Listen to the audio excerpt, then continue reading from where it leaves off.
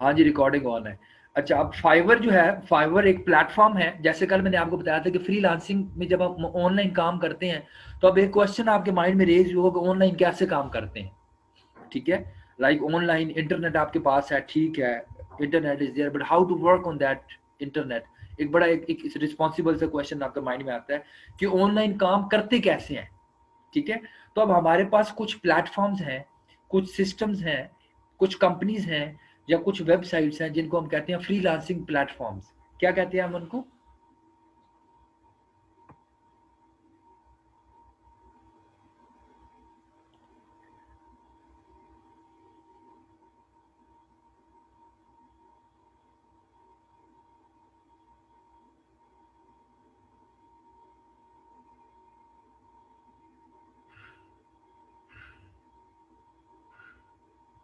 Freelancing platform, exactly. आपके पास different किस्म के फ्रीलांसिंग प्लेटफॉर्म्स हैं, हम औरों को भी देखेंगे, लेकिन हम स्टार्ट कर रहे हैं फाइवर से। तो फाइवर एक फ्रीलांसिंग प्लेटफॉर्म है जिस पे आप अपनी सर्विसेज को सेल करते हो और आप पैसे कमाते हो। ठीक है।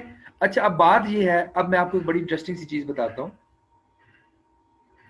अब देखो, फॉर एग्जाम्पल, आप फेसबुक पे एक आदमी फेसबुक पे आपको मैसेज करता है। लेट से मैं कहता हूँ यासिर बेग को, एक आदमी फेसबुक पे मैसेज करता है और वो यासिर बेग को कहता है कि तुम मुझे अगर एक आर्टिकल लिख के दो या एक वर्ड का डॉक्यूमेंट टाइप करके दो तो मैं तुम्हें 1,000 रुपये दूंगा। अब यासिर कहता है कि ठीक है, कमिटमेंट डन। अब यासिर क्या करता है, यासिर उसको वो काम करके देता है और वो बंदा काम लेकर भाग जाता है, इसको रिप्लाई ही नहीं करता, ब्लॉक कर देता है। तो यासिर उससे पैसे कैसे लेगा, बताएं मुझे, पहले तो ये मेरा मसला हल करें ना।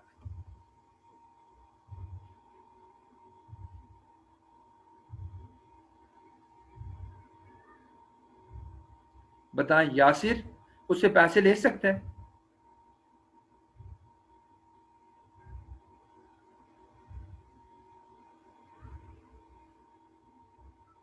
नहीं ले सकता, क्यों? क्योंकि फेसबुक के ऊपर कोई ऐसा सिस्टम ही नहीं है जो कि मेक श्योर कर सके कि यासिर को काम करने के बाद पैसे मिलेंगे। तो जब हम फ्रीलांसिंग की, जो फ्रीलांसिंग वेबसाइट्स की, अब देखो प्रॉब्लम कहाँ कहाँ पे आते हैं। प्रॉब्लम दो किस्म, दो दो सिचुएशंस में आ सकते हैं कि यासिर ने काम करके उस बंदे को दे दिया। अगर यासिर ने पहले काम करके उस बंदे को दे दिया और वो काम लेकर भाग गया, यासिर को पैसे नहीं मिलेंगे। और अगर उसने पहले पैसे यासिर को बेच दिए और यासिर पैसे लेके भाग गया और इसने काम न किया, तो उस बंदे का नुकसान हो गया। इसका मतलब है कि जो एक बायर है और एक सेलर है, देखो ना, जो सर्विसेज सेल कर रहा है, ठीक है, और जो खरीद रहा है वो बायर है, जो फ्रीलांसर है वो सर्विसेज सेल कर रहा है तो वो सेलर है। तो इसका मतलब है कि सेलर और बायर के बीच में एक थर्ड पार्टी मौजूद होनी चाहिए जो कि मेक श्योर करे, क्या मेक श्योर करे, कि तमकनत को काम इसकी रिक्वायरमेंट्स के मुताबिक मिलेगा। ठीक है, और ये भी मेक श्योर करे कि यासिर जब काम करके देगा तमकनत को तो यासिर को पैसे मिलेंगे। समझ आ रही है? इसका मतलब है कि बायर और सेलर के दरमियान में एक थर्ड पार्टी होनी चाहिए जो मेक श्योर करे कि बायर को सही काम मिल रहा है और सेलर को पैसे वक्त पे मिल रहे हैं। ये वो रीजन थी और ये वो गैप था जिस गैप को ब्रिज करने के लिए हमारे पास फ्रीलांसिंग प्लेटफॉर्म्स आए। तो ये पॉइंट आपको समझ आ गया? इस पॉइंट में कोई मसला है तो बताएं।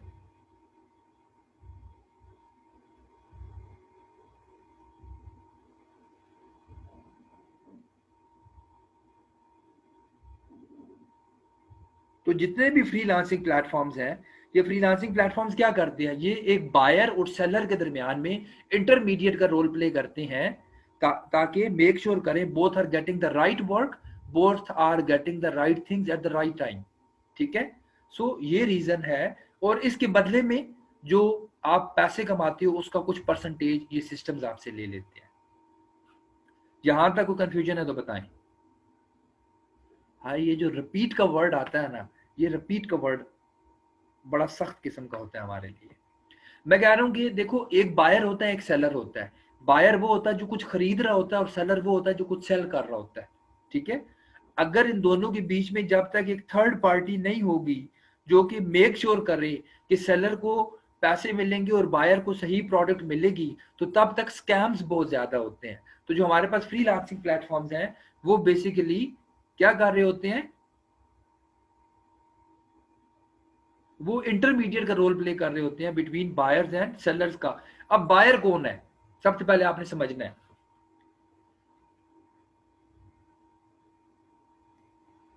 अब बायर कौन है?